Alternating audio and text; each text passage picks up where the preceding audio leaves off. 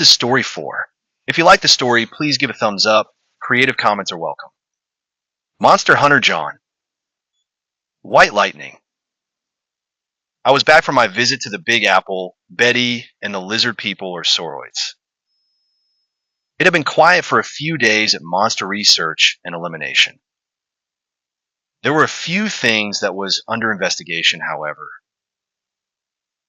For the past 5 days, there had been some odd reports of vampires and in our area. But there were a few things that were not adding up, especially with what was being reported. As such, this was still under field investigation. A few stories of gigantic rats in North Carolina came in, also under investigation. The reports could be anything from possums, raccoons, feral cats, or dogs to, well, gigantic rats. One story out of Kentucky sounded interesting. Apparently, there was a man that had been killed while hiking a mountainous area in Daniel Boone National Forest. What made it unusual was that he was killed by electrocution. But there had not been any thunderstorms that day, and while there were electrical wires in the area, they were 70-some feet high and none were broken. Nor was the hiker even near them. As the local investigators did some research, they found out that this particular area was not frequented by hikers and over the past 200-something years. As far back as they could go, this same area had been known for odd lights and the occasional hiker, trapper, or traveler to be killed under the same conditions, electrocution. It was called Lightning Valley, even though it was not known to be any different when it came to thunderstorms or their occurrence. It wasn't forbidden to go there, but it definitely had a long reputation of people being killed by electrocution. Nonetheless, one death was not enough to warrant that the MRE get involved. It was just something odd. Like finding one hiker dead in the woods, you don't immediately go for a rogue Sasquatch or a werewolf. But that was going to change 3 days later. We got a report that did get MRE interested.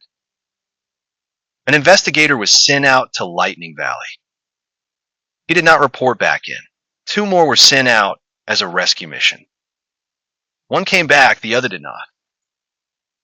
The one that made it back said that they had found the missing investigator dead from electrocution.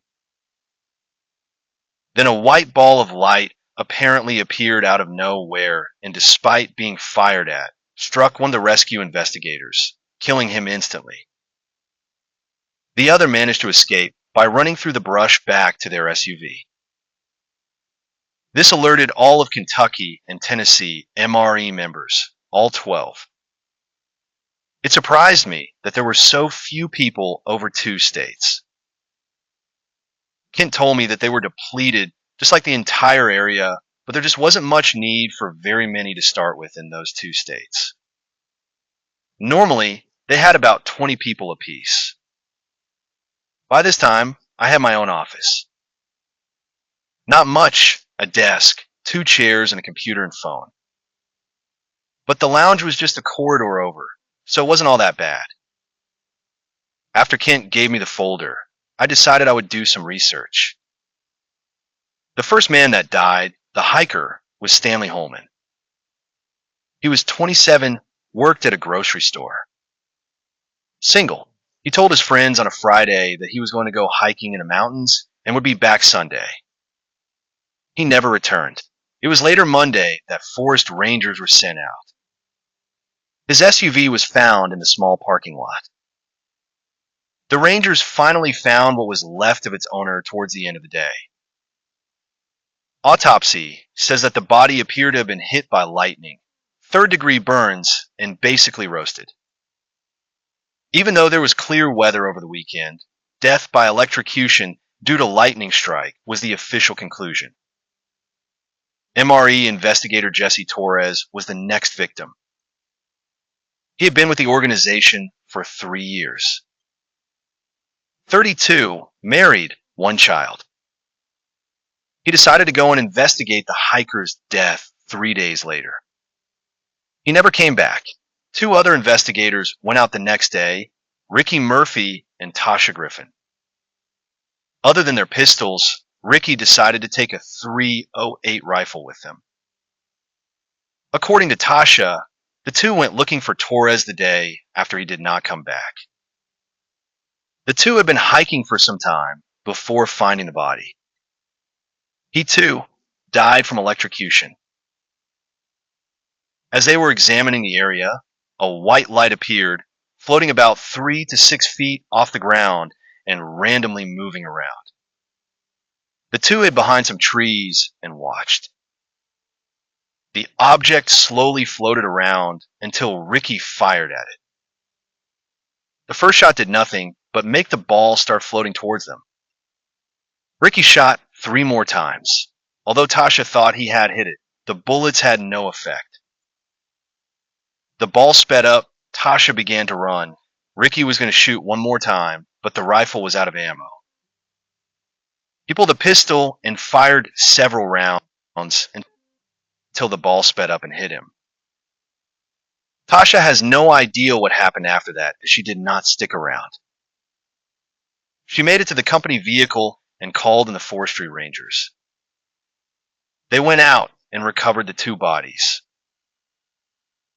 Autopsy reported that both had died the same way, electrocution by lightning. Ricky's pistol was also partially melted, showing exposure to high temperatures. Nothing could be explained. Tasha made 2 theories that may fit: will-o-wisp and ball lightning. I had heard of will-o-wisps before, but decided to refresh myself. After reading about it, it seems that the will-o-wisp was a ball of light of various colors found floating about, but in swamps. It was thought that these balls of light were made up of swamp gas. The fact that this was in a forest and not a swamp eliminated that it was one of these. Tasha had also theorized ball lightning. That was something new to me. I thought lightning could only form the standard bolt. I soon discovered that there was indeed ball lightning and something called St. Elmo's fire. The net said that St. Elmo's fire was seen around ship masts and church steeples during stormy weather and appeared as a blue fog or mist emitting crackling sounds. That was not it, but the ball lightning was different. Ball lightning was mysterious in that scientists did not know exactly what it was. The description matched what was seen, a ball of light floating around, yet it too required a thunderstorm. There were none, so what could this thing be? Whatever it was based on electricity, a lot of electricity. It seemed to have some kind of intelligence, since it went after the MRE guy that shot it, when it could have just kept wandering around. This meant that thing purposely killed 3 people, or at least him, but why? It may be instinctual, like a shark attacking a human, because it thought of the human as food. But did something made of electricity need a person to eat, or at least kill? After spending half a day doing some research, I went in to see Kent and tell him what I had found. Kent was on the phone, as usual, and motioned for me to sit. He quickly finished the call and looked at me expectantly, though it seemed with a little impatient. I've been looking into the deaths in Kentucky. Seems like we have some kind of creature up there electrocuting people, including 2 MRE investigators. So I've been reading. You want to go up and help out? Well, not much going on here. I then asked, is there? Ken was silent for long moments, then answered, no, not right now. This vampire business is going to take some time to figure out. He got up and walked his office for a minute. If you want to go up, feel free to do so. I wanted to, but it seemed like I was leaving Kent when he might need help. You're sure? I feel like I'm leaving you hanging. Nah, he replied. Go on if you want. I doubt we'll do anything here for a couple of weeks yet. Okay, I stood up and headed out. Kent stopped me at the door. John, be careful. One thing I've learned over the years is that the unknown is one big mystery that we should all be wary of, and things are not always as they seem. I shook Kent's hand and then headed for the armory and garage. I wore my 9mm as standard wear now, but I wanted to see what else we had that I could use. There were shotguns and rifles, other pistols. I figured if I needed one, I could get one in Kentucky. Grenades and other explosives were available, but I saw no need for them. There were some smoke bombs. I don't know why, but I thought they may come in handy and took 4. There was a strange four-barreled rifle with what looked like grenades in each barrel. I was told that this was a net gun, and when fired, the weights, which I mistakenly though were grenades, spread out with a net between them. As soon as I was told this, I remembered seeing it in a movie and instantly knew what he was talking about. That might be interesting. I took it with a spare net and ammo. There wasn't much else here that I wanted, but then I had something in mind, but had to wait until I hit Tennessee before I got it. I looked up where I was going and planned on a hotel near the area. I loaded up the car and off I went. Once in Tennessee, I stopped and picked up my last 3 items. A slingshot and lighter from a Walmart, and then I stopped by Crazy George's Fireworks and bought a box of smoke bombs and 80 fireworks. I really had no idea why I picked these up, but like the smoke grenades, I had a feeling that they would come in handy. Kentucky was my next stop. The MRE office that I stopped at was in Lexington. The building was not very big, a single-story building that looked like a dentist's office. I walked in and met a lady dressed in white sitting behind a counter. Hi, I'm here to see Sean Maxwell. I'm from the home office. What home office? Came the reply. Excuse me. I asked, what home office? This is 1278. Burlington Road, isn't? Yes, she answered. I'm John from the home office in Atlanta. I explained again, I'm here to see Sean Maxwell about what's been going on in Daniel Boone National Forest. The woman nodded. Okay, you're the guy that called yesterday. We have to be careful. We occasionally get someone snooping around that doesn't need to know what's going on here. She pushed a button on the phone. Sean, you have a guest here from the home office. A moment later, Sean opened the door and stepped out with an offered hand. Sean Maxwell. John, I said, shaking his hand, I came up to see if there was anything I could do to help with the forest thing. Sean motioned for me to follow him in. I've got 6 people on it now. They've been in the field for 3 days now and have yet to see whatever this thing is. He motioned to enter his office and for me to have a seat. Right now, half of my team is down there.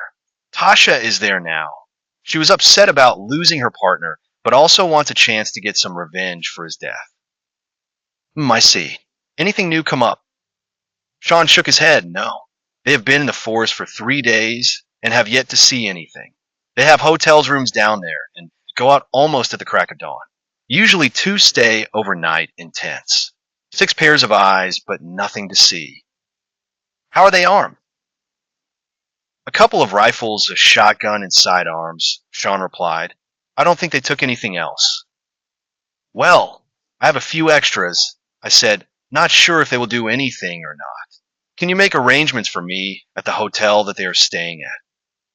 Certainly, he said. It's not a very busy town. I'm sure the hotel would be more than happy to provide another room. He pulled out a notepad and wrote down something. He passed it to me when he was done. Here's the address for the hotel. I'll call down there and let them know that you're going to join them. Tasha Griffin will be in charge. Tasha Griffin? That's the same one that. Sean nodded. The very same. She's in charge and my senior investigator down there. I took the sheet of paper. Thanks. I'll head down and see if anything has changed and what their plan is. Sean stood and shook my hand again. Be careful. We don't know what the thing is, but we do know that it's deadly. I nodded, and off I went again to Parker's Lake. I found the hotel that the MRE had called home. Sean had been right. It was a small town. I parked and made my way to the office and checked in. I asked about the others staying there and was told that they were all out except for two and that they would be leaving soon. I walked outside and thought for a moment. If the group had people staying overnight in tents, then they were working shifts. I looked at my watch. 4 o'clock. I hated to wake people up, but I needed some information about what was going on. I walked up to the room that I was told that they were and knocked. Before I could knock again, the door was opened and there stood a tall man, dressed and looking somewhat sleepy. Yeah, he asked, "Who are you?" "John, from Atlanta's office. I came up to see if I could help out any with what's going on." He did not offer a hand. What? Main office thinks we can't handle this on our own. We need a fancy, dancy investigator to come up and help out the hillbillies. What? No, I replied. I volunteered to come up. This is my fourth time out. I'm not one of the regular guys. I just joined last month. Oh, smart-ass new guy. Thinks he knows everything.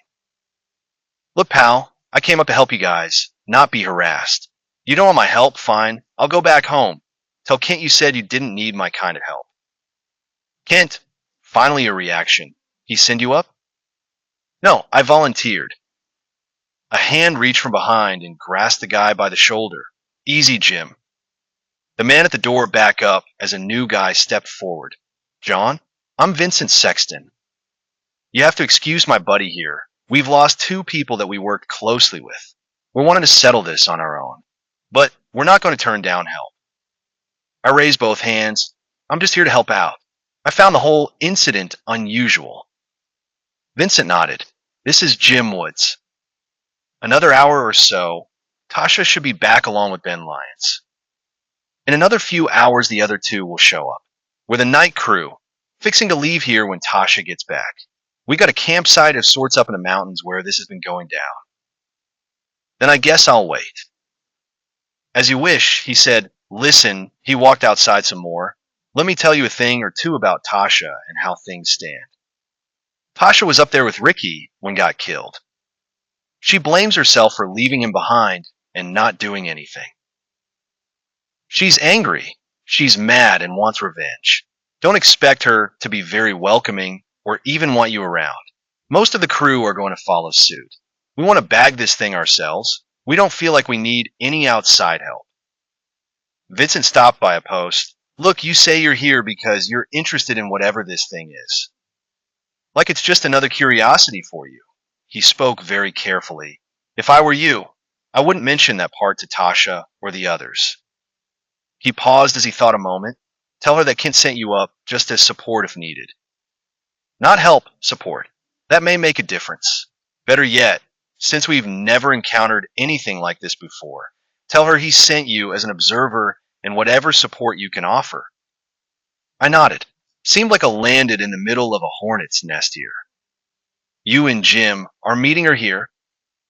Yes. We exchange what has happened, if anything, and then head out. We're going to run out and get something to eat and take with us and then come back. Okay, I said, somewhat disappointed about everyone's attitude. Although I could understand, I'll get to my room and wait. I offered a hand, just in case I don't get the chance. Glad to meet you and good luck. He hesitated, but then returned a shake. Thanks. I went back to my car and started to carry equipment to my room while Vincent and Jim loaded themselves into a truck and headed off. About an hour went by, and the two returned, but no Tasha. By this time, I was getting a bit hungry myself. I saw a burger joint when I drove in and decided to go there and get takeout. By the time I got back, Tasha and her partner had just pulled in. Tasha was dressed in khaki shorts with a buttoned short sleeve shirt, t-shirt underneath, and short blonde hair under a baseball cap. With the 9mm she packed, this was a woman that I would not want to get on the bad side of. I walked up and Vincent pointed to me, saying something to Tasha. She looked me over with a frown on her face. She was not happy, but at least wasn't as hateful as I thought she would be. Vincent tells me that Kent sent you up to observe this thing and to lend any support you could. I looked at Vincent for a moment and then fell in a step. Yes, I said, this was something that MRE has not had any contact with, and Kent set me up to observe this thing. I am in no way to interfere with you, only lend you extra support if needed." Tasha fell silent for a long moment. I was trying to be as sincere as I could. "Okay, look, John, is it? We have things covered here, but you're here to observe to see what this thing is. Right?" I started to see what Vincent had warned me about. I held up my hands, only to observe and lend support if asked. The Home Office, hell, just about everyone, wants to know what this creature is. I'm here to report what I see, in addition to what information you give. She nodded as she processed that. "Okay, we just ended the day's shift. Nothing to report. These two are going to go out and replace the second day shift and watch through the night. We haven't seen a thing for going on 4 days. If we don't see anything over the next 2 days, we'll pack it up." Vincent and Jim nodded before climbing into their truck. Tasha and her partner, Ben, headed for their individual rooms, but Tasha stopped. "Anything you need to know tonight?" "No," I replied. "I read your reports before coming up. This is only my 4th mission, so I still get a bit nervous. Hopefully, you won't hold that against me." "No," she replied, finally going to her door. "I'd think you were crazy if you said otherwise. What room are you in?" Room 12. "Okay." She unlocked her door. "I'll wake you up if anything happens. If you want to go with us in the morning, be ready at 5 o'clock in the morning." She closed her door, and I was left alone. I never saw what room Ben had. He did not even acknowledge I was there. I shrugged it off, got my takeout from my car, and went in to eat. The room was decent with the typical amenities. I was in bed in another 4 hours, ready for a good night's sleep.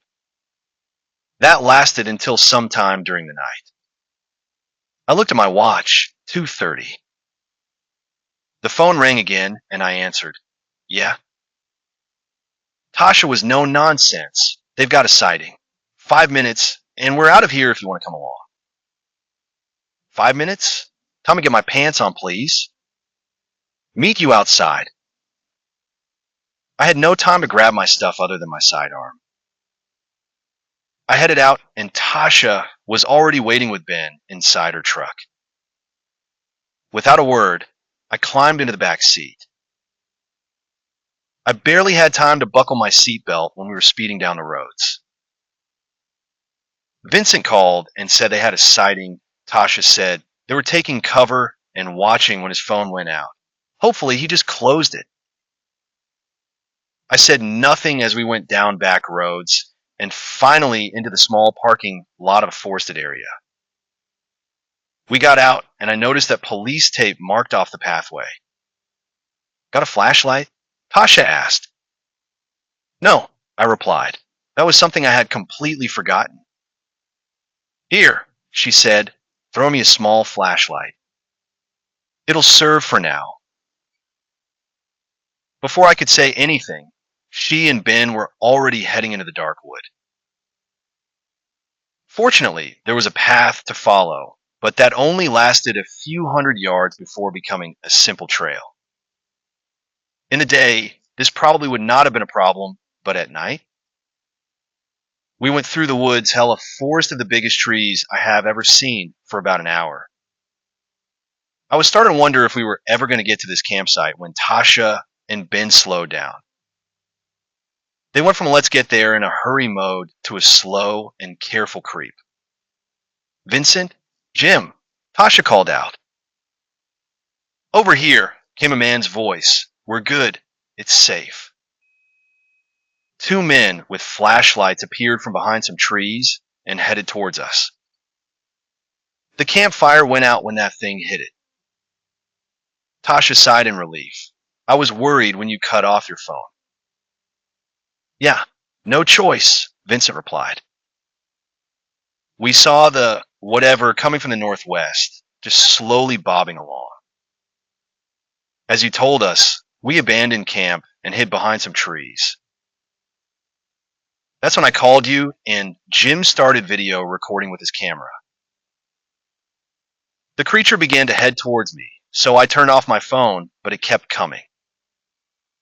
I decided to turn my phone off, and then it hovered like it was lost, then head toward Jim. I told him to shut off his phone, which he did. Again, the thing just hovered a bit, then went straight towards a fire. It made contact, the ground exploded, and the thing disappeared. You say it went for you when you called? I asked. Yes. It seemed like it was attracted to it. When I turned hung up, it still came. When I turned it off, it stopped. Then it went toward Jim until he turned his phone off. Then the fire. I repeated, the thing must be attracted to energy. Tasha said nothing at first. Why would the fire explode? And why did the thing disappear? Well, if the thing is like ball lightning, like you originally thought, when it hit the ground, it expended its energy like a lightning bolt hitting the ground. But what the hell is it? Ben asked, finally speaking. I shrugged. Your guess is as good as mine. Did you get any good video? Jim shrugged. Don't know, I've yet to check. He quickly pulled his phone out and called up the video. The image started with what certainly looked like some kind of light, a fireball of white, moving through the woods. It was just going in random direction until at a certain point it started to head in a different direction. That must have been when it headed towards Vincent. The phone had no night vision function, so it was just a white light headed in a different direction. Then it paused and began to head toward the video source. Then all went black. I presume that was the end when Ben had also turned his phone off. So if it's attracted to energy, Tasha said, when they hit the ground, they are destroyed, and this one came from that direction. She pointed, still doesn't tell us what the thing is. There is one more thing, Vincent added, although it may not be important, and I could just have imagined it. About 10 minutes, maybe less, before this thing showed up, I felt a mild ground tremor. Ben says he didn't feel it.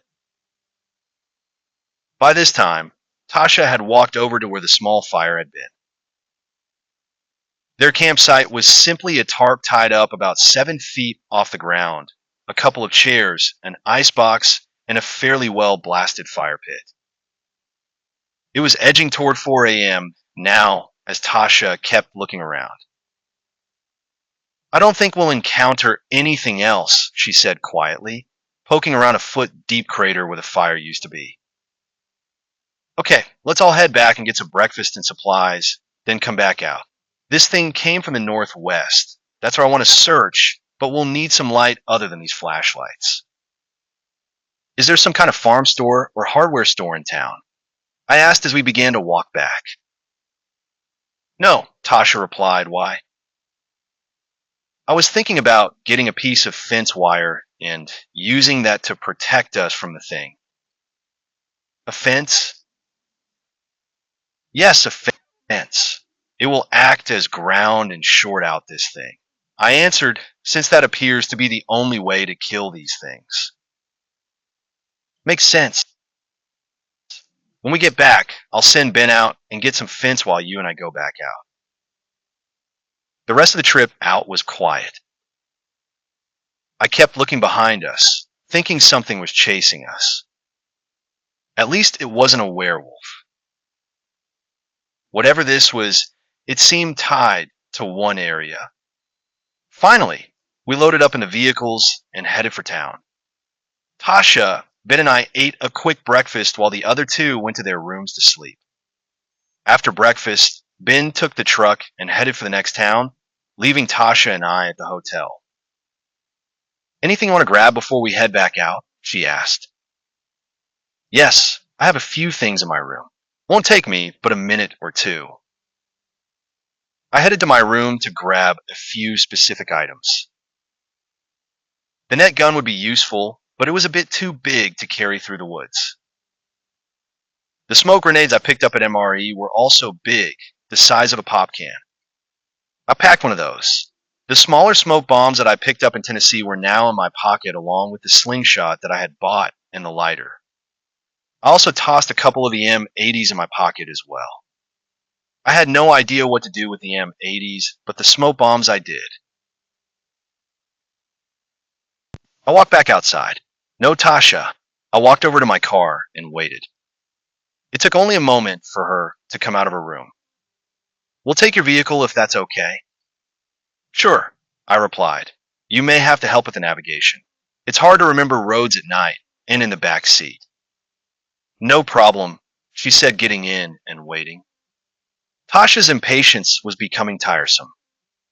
I climbed in and headed off, going down this way and that according to Tasha's directions. Finally, we pulled into the small parking lot and started our adventure through the forest. As I thought, it was a wonder. True, I have driven through the mountain roads that made up the forest, and I saw it last night, but in the early daytime, it was wondrous. I was just a city boy. I have never gone through a forest like this before, well, other than the bayou and parks, but this. Huge trees of pine, maple oaks. It was a beautiful, deep forest. All of a sudden, I could understand all the reports about Bigfoot. If they lived in an area like this, I could see where they were so hard to find. Tasha led me down the trail that we were on this morning. As she had said, it was a great deal easier to follow in the morning light rather than by flashlight. Before long, we were back at the campsite. Nothing had changed. "I want to see what lies northwest of here, where the thing came from." I motioned that I would follow. "What about Ben? Will he know where we are?" "He will most likely wait here for us," she said as she started to move down the trail. I hurried my pace until I caught up with her. "What are we looking for?" I asked, going through old forest.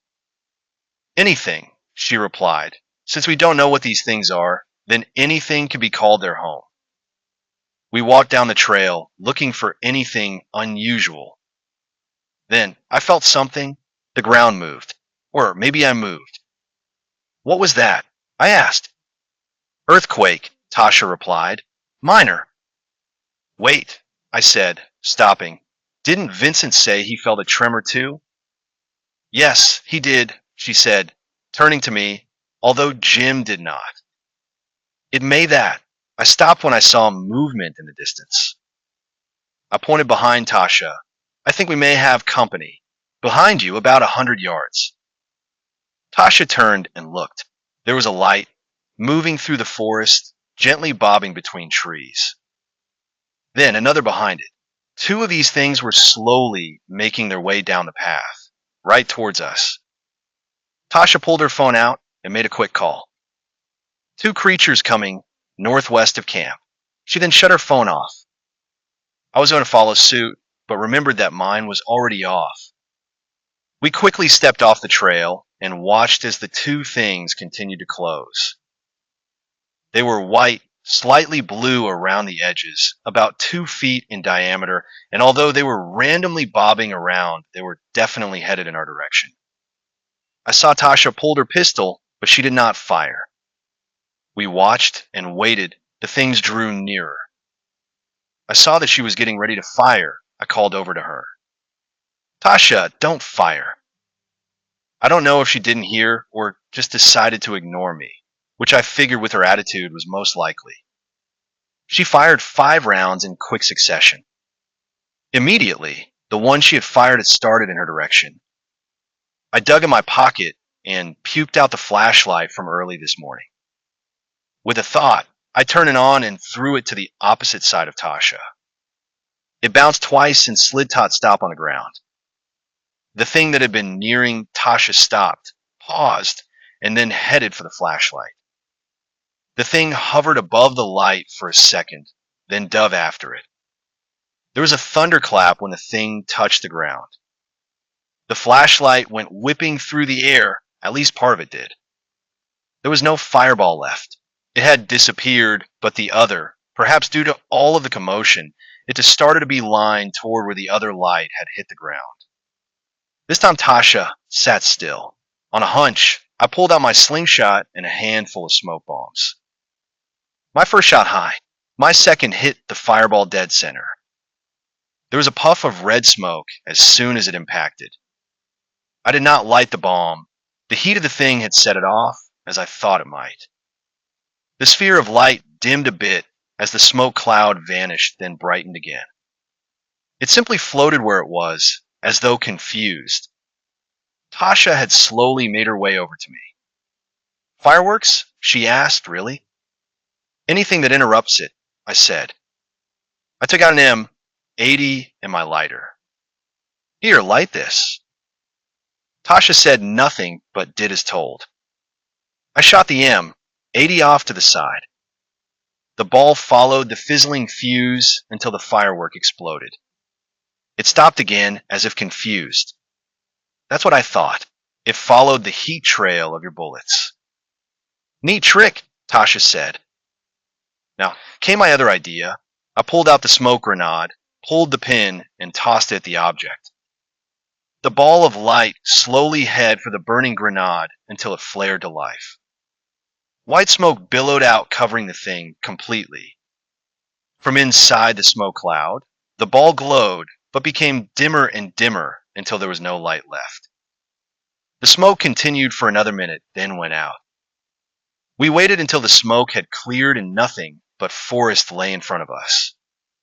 Well, we found a way to get rid of them, I said, standing up. Interesting, Tasha commented. Smoke bombed the entire area. Still doesn't tell us what these things are or where they come from. No, I replied, but I think we're getting closer to finding something out. Tasha brought out her phone and turned it on. She quickly called up someone and told them that we were okay and continuing on. It was probably Ben, as she told me. He was at the parking lot and headed our way with some fence. We continued walking perhaps 200 yards when the trail ended with a big gap. In the mountain was a part that looked like a collapsed cave or cavern. It wasn't recent. Small vegetation had already begun to grow around the edges. The hole was probably 20 feet wide and 40 or so feet long. There was a slight smell to the air as well. We neared the hole, and then I smelled something. You smell that? Kind of like an acid or something, I said, a sharp tang to the air. Tasha took in some deep lungfuls, smells kind of like the air during a thunderstorm, the smell of ozone. Once at the hole, or pit, it looked like someone had dumped a whole truckload of crystals in there. The cave was covered wall to wall with huge crystals. Quartz, Tasha commented. I've never seen a deposit this large before. I know some rock hounds that would pay a fortune to find this. Quartz? That rang a bell in my mind. What was there about quartz? Damn, but I wish I had paid more attention in science class. I quickly pulled out my phone, turned it on, and began an internet search. Quartz and electricity. It came up first thing. Tasha, can you call your home office and have them look up earthquakes for this area and compare them to the deaths in this area? Then I remembered that MRE officers had died during this investigation, but it was too late for that. She did as asked without comment, but I could see that I hit a nerve. After several minutes, there came an answer, and she closed her phone. There had been some tremors the day the hiker died. Thomas, Ricky, early this morning and minutes ago. She stood motionless as if trying to wrap her brain around this. What do tremors have to do with anything? Quartz creates electricity when it is shaken or moved. Perhaps this, I pointed downward, is where these things come from and why. I don't understand it, but it seems to somewhat make sense. She looked down at the ground, at the crystals. Are you trying to tell me that because there's an earthquake in the area that somehow all of this quartz forms what? A ball of lightning. She stared at me. That's crazy. I shrugged, then you explain it. These things appeared each time there was a quake. Here's one hell of a collection of quartz. Quartz makes electricity. These things appear to be made of electricity. This is the only explanation I can come up with. There's certainly a great deal more to this. I mean, they follow energy sources like a dog follows a scent and explode when they're grounded. I did some research into ball lightning before I came up here. No one knows much about it. I'm not saying I'm right, but... Tasha put her hands up in surrender. Okay, Let's say you're right, and that these things come from here. What do we do about it? I was silent for a moment. Throw some fence down there to short these things out, or maybe throw a few sticks of dynamite in there to destroy the crystals? Tasha nodded. Explosives sound like an ideal. That way we won't risk these things forming again. She started back the way we had come. We reached the campsite just as Ben came in with a small roll of fence. Chicken wire, figures. We talked it over about what we saw, what we did, and the results. Ben had brought 15 feet of chicken wire and quickly figured that it was not enough to cover the cavern. We'll go back to headquarters and get some explosives and come back down, Tasha finally said. Based on our expert, John, that should take care of the problem. That last bit had the hint of sarcasm to it, but I let it pass. Leave the fence here for now in case we need it coming back. We started out of the park, and I was almost sorry. Such a beautiful spot had turned deadly, and for no real reason. I hope I was right about what created these things, but there was a lot of unanswered questions that we had no way to answer. I guess there are things that go bump in the night that couldn't be explained away. We got back to the hotel. Tasha was all fired up and ready to head back so she could get some explosives and blow up the cave. It was about noon, so she woke up Vincent and Jim, filled them in, or what happened, and then she and Ben left without a word of goodbye.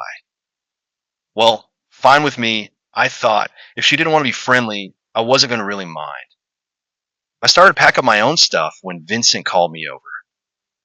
I know Tasha can be a bit rough, but she did appreciate what you did out there.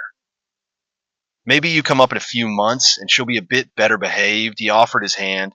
To tell the truth, I rather think she wanted to kill something so she could mount it on the wall. At any rate, I'll let you know how things go.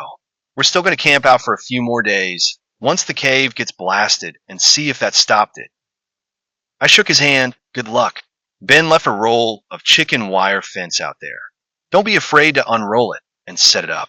Might be the only thing between you and getting electrocuted. Vincent nodded a bit grimly. Will do. You headed back? Yeah, I replied, about a 5-hour drive. I'd like to get home and get some sleep. Vincent nodded. Well, you be careful. I was careful. Took my time on the road. My thoughts returning to the deep wood. For some reason, John Denver's songs started to replay in my head. He had been right about the beauty of the forest, however. None of that prepared me for what was waiting for me when I got back.